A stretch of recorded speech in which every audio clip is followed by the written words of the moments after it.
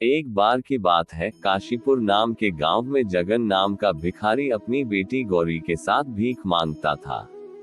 जगन को साफ दिखाई नहीं देता था, इसलिए उसे कोई काम नहीं मिलता था। वह अपनी बेटी को साथ लेकर भीख मांगने जाता था। गौरी को भीख मांगना पसंद नहीं था, वो पढ़ना लिखना चाहती थी। जब वह सेठानी के घर भीख मांगना जाते तब उसके बेटे राजू को पढ़ते देखकर उसे अच्छा नहीं लगता। यह देख सेठानी ताने देते हुए, हरिया देख ब दरवाजे पर वही भिखारी होगा, उसे भीख देकर भेज दो। वैसे ही बीमारी फैली हुई है, कहीं मेरे बेटे को उनकी गंदी बीमारी न लग जाए। यह सुनकर वह दोनों वहां से चले गए। गौरी अपने पिता से पूछती है कि पिताजी, सारे लोग हमसे दूर क्यों भागते हैं, क्या हम गंदे लोग हैं? पिताजी बोले, अरे नहीं बेटा, बुराई तो हमारी गरीबी और इनकी सोच में है। गौरी बोली, पिताजी एक दिन मैं डॉक्टर बनकर आपकी आंखों का इलाज करूंगी और इस गांव में एक अस्पताल भी खोलूंगी। उसके पिताजी बोले कि बेटा, हमारे लिए 2 वक्त की रोटी खाना भी मुश्किल है, अस्पताल कैसे खोलेंगे? तभी उनके पास एक औरत आती है और गौरी को कहती है, अगर तुम हमारे टॉयलेट साफ कर दोगी तो मैं तुम्हें कुछ पैसे भीख में दूंगी। गौरी ने उनका टॉयलेट साफ किया और उसे बहुत बुरा लगने लगा। तब वह सोचने लग गई कि अब मैं डॉक्टर बनकर रहूंगी।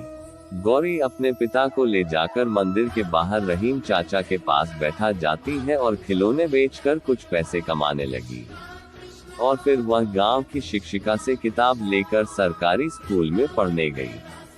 अब गौरी रोज स्कूल से आकर खिलौने बेचती और अपने पिता का ध्यान भी रखती। गौरी रात भर जागकर पढ़ाई करती और हमेशा अव्वल नंबर लाती। गौरी की कामयाबी देखकर गांव के सभी लोग हैरान रह गए। धीरे धीरे गौरी बड़ी होती गई और कॉलेज में दाखिला देने के लिए परीक्षा देने लगी। उसकी शिक्षिका उसका पूरा साथ देती थी। इम्तिहान में टॉप करके उसके पिताजी और शिक्षिका बहुत खुश हुए। अपनी पढ़ाई पूरी करने के लिए गौरी को बाहर जाना पड़ता है, परंतु उसका बिल्कुल भी मन नहीं होता है अपने पिता को छोड़कर जाने का। तब शिक्षिका उसके पिता की सारी जिम्मेवारी लेने के लिए तैयार हो जाती है।